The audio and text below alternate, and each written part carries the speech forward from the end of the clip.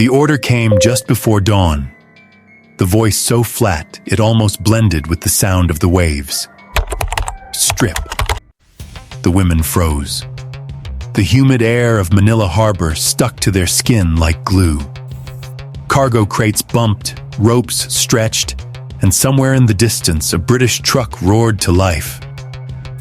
But on this route, 300 Japanese nurses, clerks, and civilians were being held captive.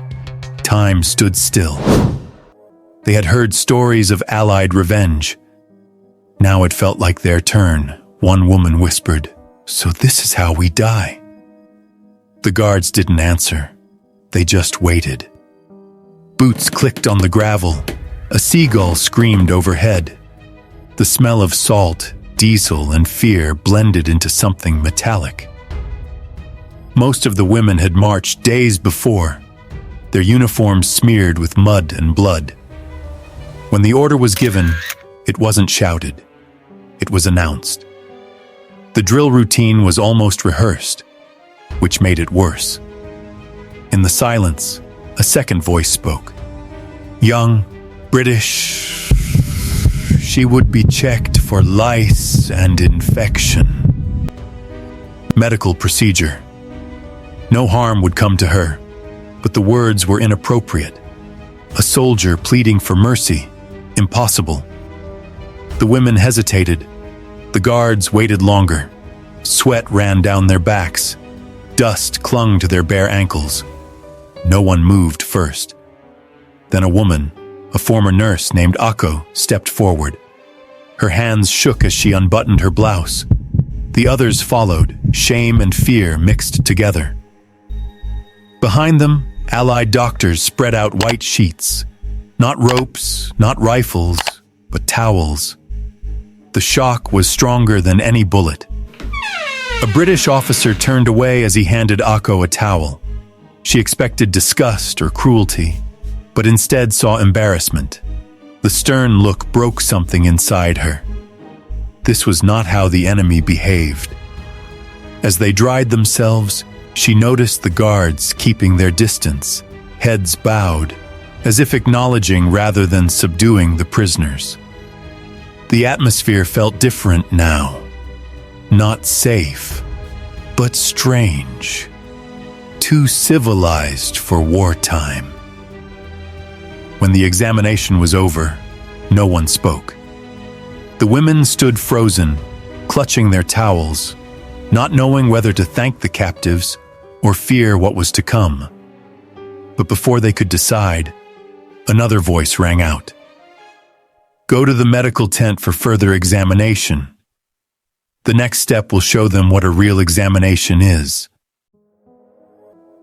The women stepped into a canvas tent that smelled of iodine and wet canvas. Lanterns flickered on the khaki walls, and for the first time since their capture, they were out of the sunlight. Ako clutched her towel, her heart pounding louder than the shuffling of her bare feet around her. She expected further humiliation, maybe interrogation, maybe a photo shoot. But instead, a man in faded British medical uniform stepped forward, clipboard in hand, his eyes tired but still determined. "What's your name?" he asked softly. No bark, no smirk, just procedure. Behind him, two nurses in white coats were spreading disinfectant, gauze, and soap. The two women looked at each other in confusion. One whispered, "They're treating us." The officer, Captain Wallace, did not look at them as he worked. He examined bruises, checked for fevers, applied ointment to open wounds. When he reached Ako, he stopped. Her hands were shaking uncontrollably. "You're safe here," he muttered, knowing the words meant nothing. Outside, the sounds of boats and trucks drifted through the gaps in the tent. War was still raging outside this small, strange island of kindness. But inside, something fragile was forming. A truce that no general had ordered. Ako could not stop looking at him. Not because he was kind, but because he seemed burdened by his kindness, as if kindness itself were dangerous. She noticed him turn away whenever a woman reached for a towel. No smirk, no questioning glance, just discomfort, a feeling of empathy. Then the women were led to a wash basin, hot water, real soap. Their reflections at the steel basin startled them. Dirty, skinny, unrecognizable but alive. And no one yelled at them. No one beat them. "Let's go home," Ako whispered to the woman beside her. "They'll leave us to rot if we fail." The nurse didn't answer. She just nodded slowly, her eyes watering, not quite tears. Maybe confusion, maybe guilt. When the examination was over, the women were silent, wrapped in clean blankets. The guards burned their old uniforms. Outside, the sunset cast long shadows across the tents. For the first time, Ako realized these men didn't hate them. They had hurt them, but she would soon learn that pity could quell hatred. The next morning, the camp reeked of broth. Not of gunpowder, oil, or sweat, but broth. Steam rose from tin pots on the fire as British and Australian soldiers moved between tents, handing out metal bowls. The Japanese women hesitated again. Every sense signaled a trap. Their last warm meal had been months ago, served by their own troops before their surrender. Since then, food had meant survival of the fittest, stealing, bargaining, enduring. Now the enemy offered soup. Ako watched as a soldier ladled the pale brown liquid into her bowl. He didn't speak Japanese, but he smiled awkwardly, motioning for her to eat. She waited for the others to taste first. No one fell. The smell of meat, onions, perhaps barley, was too strong to resist. When she finally picked up the spoon, the warmth hit her like a shock. It wasn't just food. It was proof that what she had believed about the enemy was wrong. Nearby, a soldier handed out bread. Real bread, soft white, still warm from an oven somewhere. Ako took a piece and stared at it as if it were a relic. "They feed us better than our officers," a nurse whispered. The soldier didn't react. He probably didn't understand, but the words hung in the air like a confession.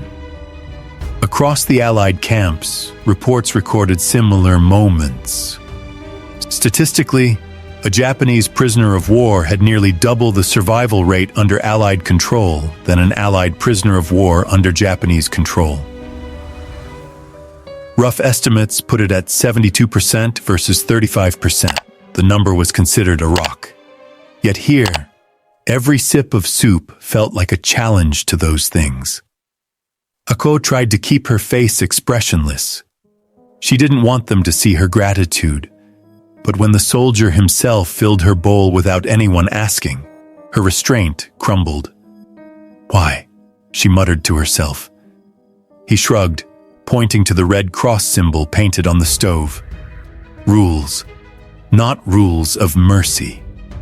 Somehow, that made it even harder for her to handle. Later, as the bowls were cleared away, Ako saw her reflection in the shiny vase, her eyes puffy but still alive. Around her, the women whispered prayers they had not said since childhood. For the first time since their capture, they did not think of death. They thought of tomorrow.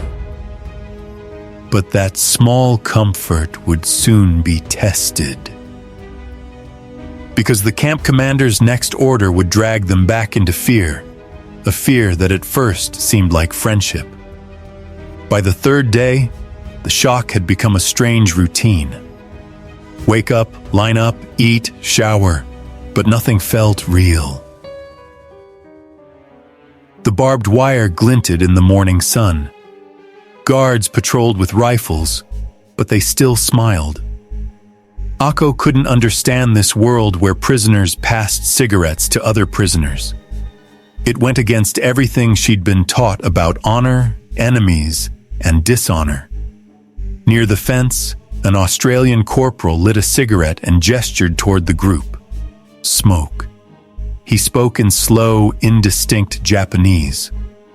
A few women turned away, looking skeptical, but one held out a trembling hand.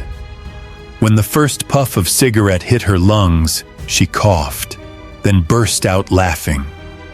A dry, stunned laugh rippled through the group like static. Within minutes, the fence looked like a small cafe after a battle. Prisoners sat cross-legged, sharing cigarettes, whispering. Not comfort. It was confusion. Their training had turned Allied soldiers into monsters. Yet here was a man apologizing for accidentally touching a prisoner's arm. Ako noted the detail like a scientist cataloging an unimaginable specimen. Behind her, the British sergeant, who had also been on the inspection, watched silently. He kept a strict routine, eating on time, taking roll calls accurately, doing regular medical checks. Yet beneath the discipline was a tacit respect. "They treat us like soldiers," one woman muttered in disbelief. Another corrected, "No, like people." That evening, Ako was called to help at the infirmary. She had been a nurse. They needed help sorting supplies. Inside, she found boxes labeled Core Medical, Commonwealth, clean bandages, morphine, quinine. She had never seen so many supplies. Japanese hospitals had been forced to operate on surplus supplies in the last year of the war. She couldn't help but whisper, "They have too much to lose." The triumph of industry is evident in every roll of gauze and every tin cup. When her shift ended, the same Australian corporal on guard handed her a cigarette. She hesitated. "Why?" she asked. He blew out smoke and grinned. "Because you look like you need one." That night, Ako couldn't sleep. She wrote something on a napkin. Just a line, carefully folded into the blanket. The enemy was not what we had been told. But by morning, the paper would be gone, taken away during the inspection, never to be seen again. The paper Ako had written was gone before sunrise. The guards had searched the barracks at dawn, routine, efficient, emotionless. Every scrap of paper confiscated, every corner smoothed by foreign hands. When the inspection was over, Ako's blanket felt suddenly light, as if a part of her had been swept away. Around her, whispers spread, letters, drawings, even pressed flowers disappeared. That afternoon, a British corporal searched the camp bulletin. No personal correspondence allowed until the inspection. The announcement echoed through the courtyard, translated in paragraphs by a Japanese interpreter. Some women bowed their heads. Others stared at the ground. They were not angry, just blank. For them, words were the only way out. Ako couldn't let it stop there. That night, by the dim lantern light, she began writing again, this time on the back of a medicine label. "To whoever finds this letter," she began, "I was taught that surrender would erase honor. But here I saw men who showed even more respect than those who had taught me." Her hand trembled, but the words were still vivid. By the end of the week, dozens of such letters had been secretly circulated in the P community. They were not messages sent home. They were quiet confessions, some apologies to the dead, others small words of pity. Historians later discovered that more than 170 of these Eros P letters had been archived, censored, or destroyed in Allied archives. Most were never read by their intended recipients. One evening, as Akko was folding the letter, a familiar voice rang out. The British Sergeant Wallace stood in the doorway. He didn't raise his rifle. He just said, "You shouldn't take this risk." His voice wasn't threatening. It was tired, almost protective. She looked him straight in the eye and asked softly, "Why do you care?" He didn't answer.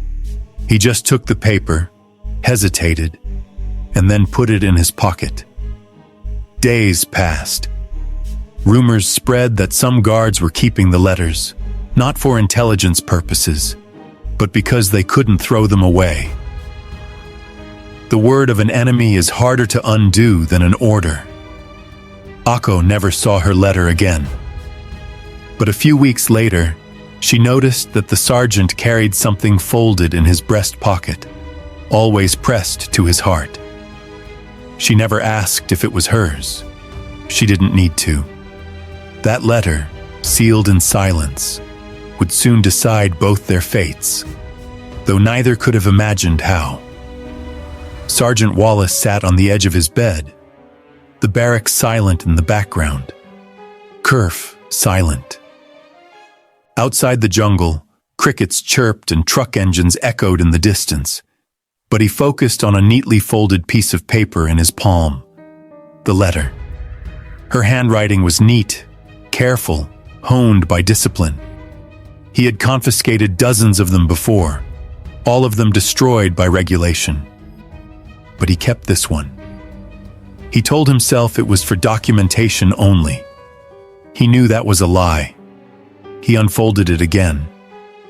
The ink was slightly smudged from sweat and humidity, but the words were still legible. They treat us with a respect we don't deserve. Maybe that's their strength. Wallace read it twice, 3 times.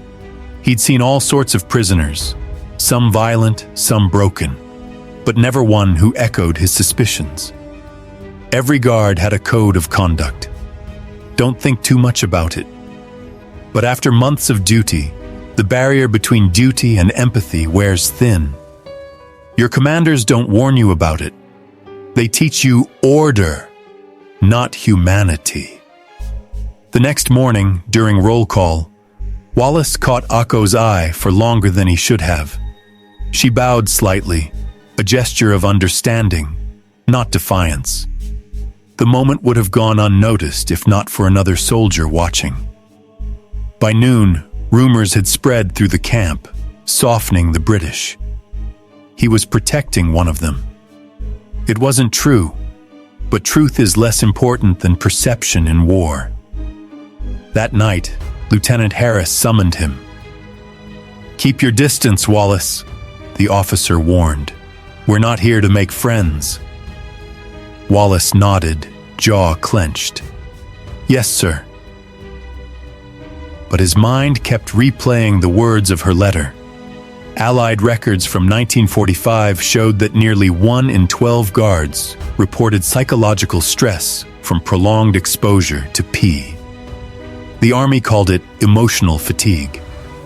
Wallace called it conscience. He returned to his post, the folded letter still in his pocket. The barbed wire glinted in the moonlight. Akko stood near the fence, silent. Their eyes briefly met, 2 prisoners of circumstance, separated by rules they no longer believed in. Behind them, the whispers grew louder. The camp was changing. Kindness had become suspect. The same humanity that had once amazed the prisoners now turned against those who had shown it, and soon the whispers would become orders. The camp grew colder that weekend, though the Manila heat remained constant. The soldiers spoke less, smoked more. The once easygoing banter between the guards had been replaced by whispers. You've heard Wallace's story. There were whispers in the mess hall, reading their letters, talking to them like people. Some laughed, others didn't. In war, mercy is dangerous. It blurs the line between killing and fighting. Rumors spread quickly in isolated places. Cooks claimed Wallace had given a Japanese nurse extra bread. The quartermaster swore he saw Wallace stuff something folded through the fence. Nothing could be proven, but in the Army's rumor mill, proof was unnecessary. By the third telling, Wallace was more than just a lenient guard. He was a sympathetic one. The irony was not lost on him. The very kindness they were ordered to show. The Geneva rules, the medical checks, the humane rations, were now being twisted into suspicion. One corporal muttered, "If you go soft on them, they'll stab you in the back." Another replied, "She looked harmless until that knife stuck in your ribs." It didn't matter that there had never been a single escape. Fear was the oxygen in the barracks. Akko noticed the change too. The cigarettes stopped. The smiles disappeared. The guards looked past the prisoners, not at them. The little world of civility they had built was crumbling. One afternoon, while doing the laundry, Akko overheard two Australian soldiers arguing outside the supply depot. "Do you really think those women are just nurses?" One said, "Spies! More like they know the code." The radio operators bet half of them are trained. The other man shrugged. "Maybe, but they're exhausted now. Never mind." That night, Wallace found a piece of paper on his bed. It wasn't signed, just 3 words, written in pencil. "Be careful." Reports from 1945 confirmed that more than 300 suspected espionage incidents had occurred across Allied Pacific commands. Most were false, but paranoia doesn't need proof. By morning, new orders were posted on the bulletin board. Certain prisoners would be moved immediately at dawn. Next was a list. Akko's name was on it. When Wallace saw it, his throat went dry. He knew transfers were a regular occurrence. But this time, it felt like an erasure, and as the trucks lined up under their headlights, he knew he had to decide whether to obey or rebel. The trucks had stopped as dawn broke over Manila. Headlights cut through the mist and dust, casting long white beams down onto the yard. The prisoners stood in rows, silent, expressionless, clutching the few belongings in their sacks. The sound of the engines drowned out the birdsong. Akko sat in the second row. Her name had been called 30 minutes ago. Her number printed on a clipboard she was not allowed to see. Wallace looked over the list again. 50. A prisoner scheduled for transfer to the American sector. Routine transfer. The lieutenant had said so, but Wallace knew the pattern. Troublemakers, outspoken talkers, people who had attracted too much attention. And Akko was one of them. She caught his eye once as the guards began their head count. No words, just the silent recognition that had been building between them over the past few weeks. He wanted to say something, but now it sounded dangerous. The convoy commander shouted, "Move!" Boots crunched on gravel, the faint clank of chains, not chains, but the metal tailgate slamming shut. Each truck carried prisoners, its engine roaring steadily. Wallace walked beside it, clipboard tucked to his chest. When Akko climbed into the truck, she turned, hesitated, then made a gesture that completely stunned him. She saluted. Not a mocking or surrendering gesture, but respect. A soldier acknowledged each other. The nearby guards paid no attention. Wallace stiffened instinctively, returning the greeting with the smallest nod he dared. Akko caught a last glimpse of him through the gaps in the wooden panels on the sides of the truck. Dust rose behind the convoy as it began to roll forward, sunlight glinting off the barbed wire one last time. Reports suggest that nearly half of the POW transfers in the Pacific campaigns took place before dawn, minimizing the risk of sabotage or escape. For the POWs, this only added to the feeling of disappearing into the darkness. As the trucks rumbled out of the British camp, Wallace stood by the gate, helmet tucked under his arm. The convoy disappeared into the fog, swallowed up by the road leading to the American-run refugee camp near Batangas. He didn't move for a long time, but his mind was still following the trucks. He had her letter, her handwriting, her story neatly folded in his pocket, and a growing suspicion that this transfer was no ordinary relocation, because the Americans ran their camps differently. Colder, cleaner, and far less forgiving. American camps didn't smell of war. The smell of bleach and tar was overwhelming. As the convoy rolled through the gate, Akko's first impression was of silence. No shouting, no chaos, just order. The whitewashed barracks were lined up neatly, flags fluttering in the sea breeze. The guards in their crisp uniforms barely glanced at the prisoners. Everything was efficient, sterile, and impersonal. A sergeant with a clipboard called out the names of the prisoners in quick, monotonous English. Each woman stepped up, was given a number, and was led to an assigned bunk. It felt less like being imprisoned than like being processed, like being turned into data. The British had treated them like people. The Americans treated them like paper. Akko tried to understand the new rhythm. Meals were exactly 7 go koryo 200 zurietsu. Daily hygiene checks, weekly medical checks. Even the movement between barracks was timed. The food wasn't bad. Canned beans, bread, coffee. But it tastes metallic and controlled. Americans are quiet, smile little. Their kindness is procedural, not emotional. The Red Cross emblem hung over every building, yet no one ever looked up when the prisoners passed by. Compassion here had been industrialized. At night, Akko lay awake, staring at the corrugated roof glimmering under the moonlight.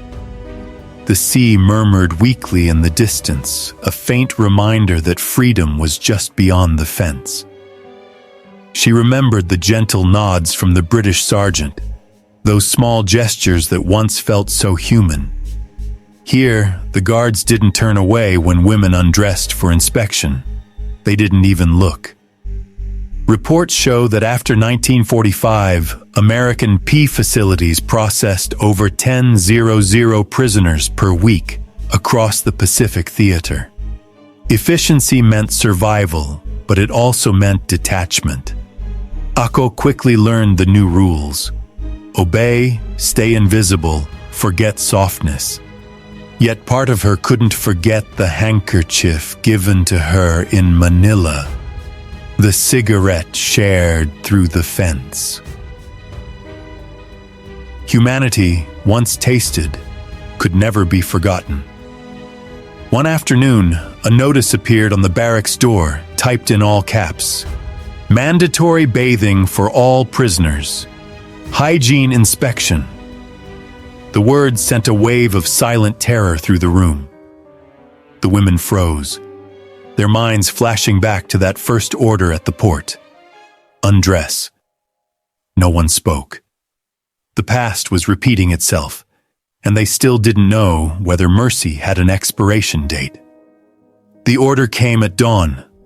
All prisoners were to report to the sanitation station, no exceptions. Akko lined up again as the sun rose, casting gold across the tin roofs. The déjà vu was suffocating. Same posture, same words. Undress. But this time the guard's tone was flat, administrative, like reading from a manual. Inside the concrete bathhouse, the air reeked of disinfectant and wet lime. Pipes ran along the ceiling, valves hissing softly. American medical personnel moved briskly, rubber gloves snapping as they gestured for the prisoners to step forward. No malice, no hesitation. Only the steady hum of machinery and the sound of orders being carried out. Ako's stomach twisted. Memories of that first moment in Manila, the towel, the terror came flooding back. She whispered to the woman beside her, "Do you think this is the same?" The woman didn't answer. Steam hissed through the pipes, echoing like distant artillery fire. Then a thin mist filled the room. The women flinched, covering their faces. But it wasn't gas. It was disinfectant cold, choking, metallic. The smell of DDT mixed with soap and iron invading every sense. A nurse in a white coat shouted above the noise, "Close your eyes!" 2 minutes. The Americans had turned hygiene into science. Every movement was timed, every spray measured, every droplet accounted for. The result? Fewer infections, fewer deaths. Reports noted a 90% drop in disease rates in camps that followed the new digital protocol. For the medical staff, it was a triumph of cleanliness. For the prisoners, it was a misunderstanding born of misplaced mercy. As Ako scrubbed her body with the coarse soap, something inside her shifted. It wasn't humiliation anymore. It was decontamination. They weren't purifying her as an enemy, they were cleansing her as a living being. She caught her reflection in a puddle beneath her feet, hair plastered down, skin pale but alive. When the valves finally shut, silence descended, broken only by the soft dripping of water. A guard handed her a towel, face expressionless, distant. Ako wrapped herself tightly, trembling. For a brief moment she realized her fear was gone. Not because she trusted them, but because the ritual no longer carried the weight of power. It was just procedure. As the line moved toward the exit, the mirror above the sink caught her image again. For the first time, she didn't see a prisoner. She didn't see an enemy. She saw a survivor. But that reflection haunted her because soon she would have to face what survival really meant. As the steam faded, the mirrors told stories no one wanted to confront. The room fell silent again, water dripping slowly onto the concrete. Ako stood before the fogged mirror, towel draped across her shoulders, staring at her own eyes emerging through the haze. They looked older, emptier, deeper, almost unrecognizable. For months, she had imagined her captors as monsters. Now, looking at her reflection, she wasn't sure who the monster really was. She wiped the glass. The motion revealed a thin scar running across her collarbone, a wound from shrapnel during the retreat from Bataan. She remembered what her commander had once said. Pain proves loyalty. But here, pain meant nothing at all. It wasn't a demand. It wasn't a reward. It was simply existence. Behind her, a nurse handed her a set of clean, plain white undergarments. The women accepted them in silence, moving with the precision of machines. Their uniforms, the symbols of the empire, were gone, burned the night before. All that remained was the human form beneath. The transformation was quiet, but profound. Subsequent health reports recorded remarkable changes. Body weight increased by 40% within 6 months. Diseases were nearly eradicated. And yet, no statistic could capture what was happening inside the minds of these women. The mercy of their captors had shattered their faith in everything they had been taught. Ako found herself caring for the weakest among them, holding hands, sharing rations, whispering comfort.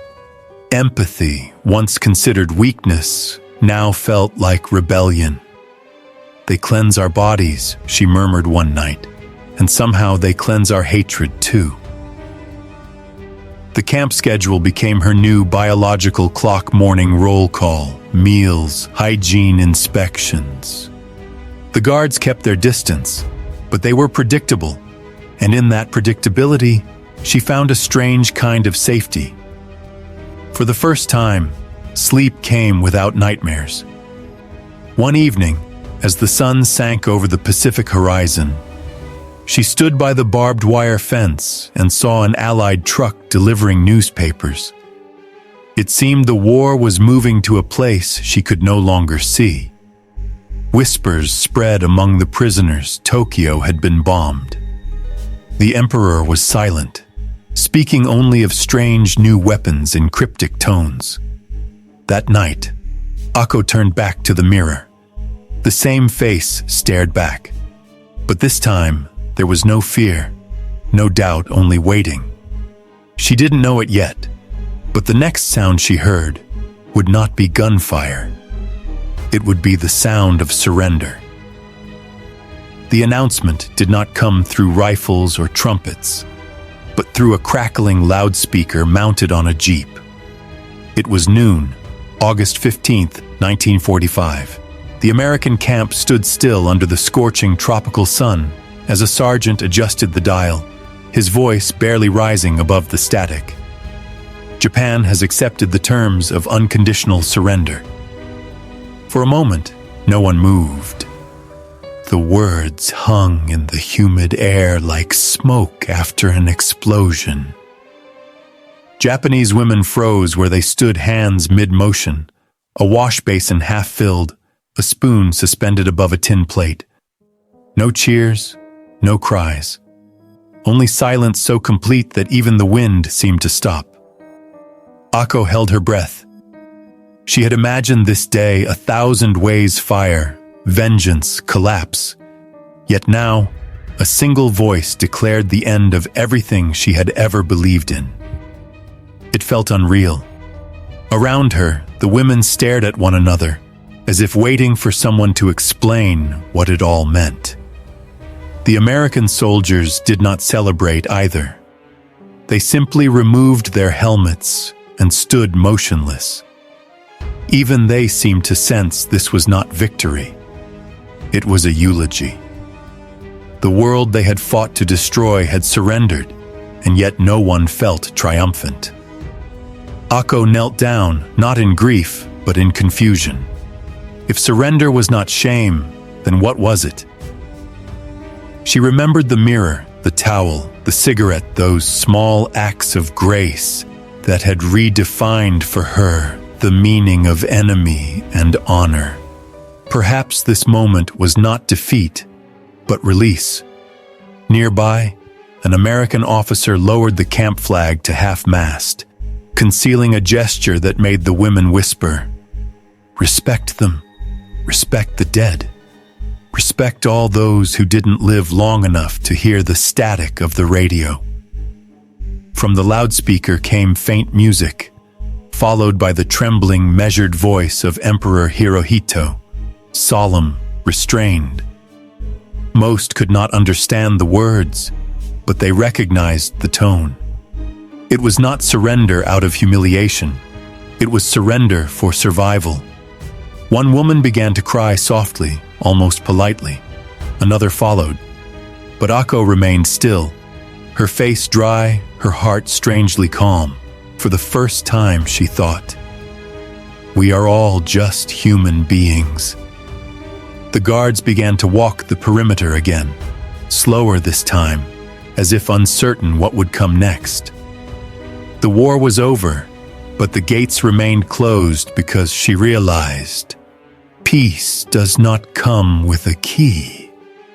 It comes with waiting.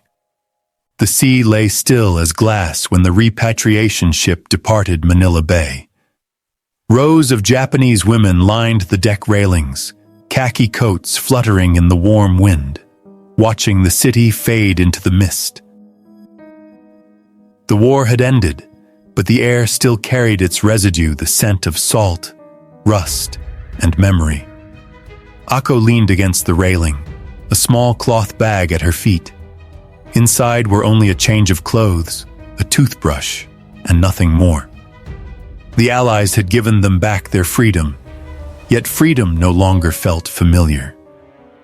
For days, the ship glided across the still surface of the sea, cutting through an invisible map of battlefields.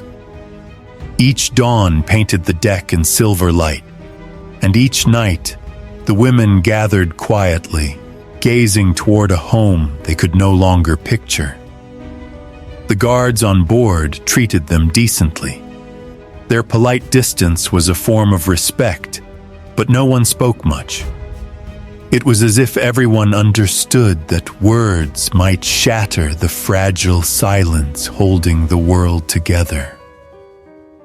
Ako kept thinking about the mirror, the towel, the letter she had written, the one Wallace still kept. She wondered if he had survived, or if his conscience had cost him more than rank. There was no way to know. All that remained were fragments, small acts of kindness in a war built on cruelty. When the coast of Japan finally appeared, a gray shadow through the mist, no one cheered. Some women wept quietly. Others simply stared. The docks were crowded with officials, nurses, and men wearing armbands who silently read the repatriation orders. The city in the distance was unrecognizable. Tokyo lay in ruins, its roofs twisted like paper, its streets littered with scorched bricks.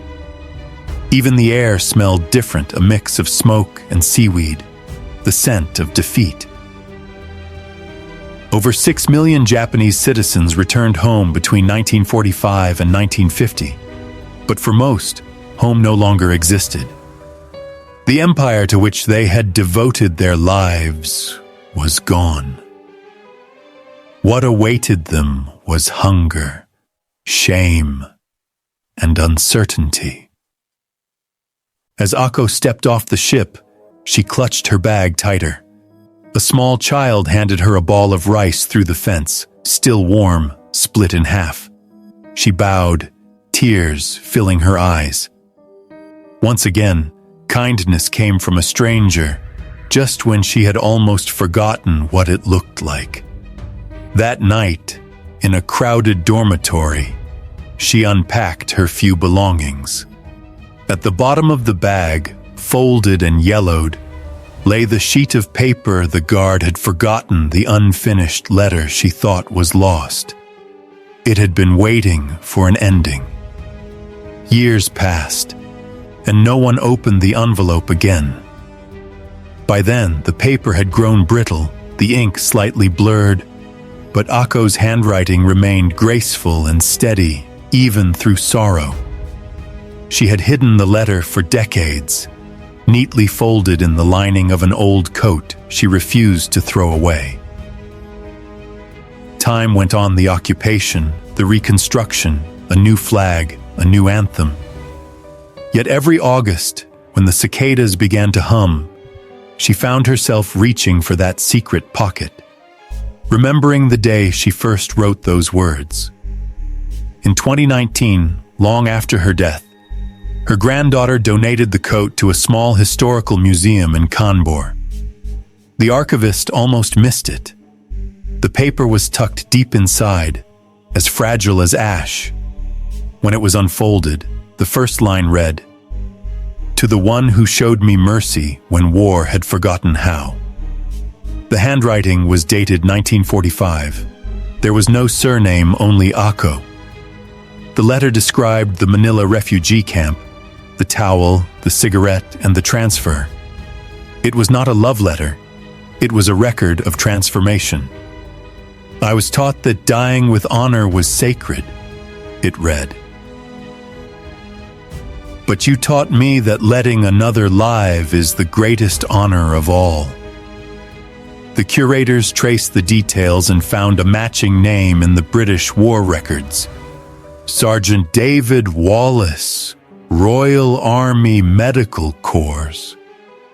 He had survived past 1945 and was discharged in 1946. Among his personal belongings, donated decades later by his son, was a small bundle of items. Inside it lay a folded letter written in Japanese, with a handwritten pencil translation on the back. The same words at the same hand, 2 letters, 2 sides of the same war that had divided 2 continents. Historians discovered what they had written. It wasn't strategy that ended their hatred. It was small acts of courtesy. These documents became part of an exhibition titled Mercy Beyond Victory.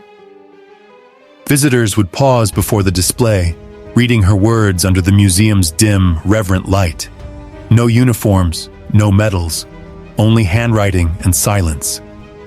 In the final line, Ako had written, "If this letter still exists, let it tell the truth. The enemy I feared most was my own heart." Her granddaughter stood before the glass case on opening day, eyes brimming with tears, whispering her name. Outside, rain tapped softly against the museum windows, gentle, persistent, like the fading echo of a ship's engine dissolving into the fog. The war had ended 70 years ago, yet her words still lingered. Strong heart, oh,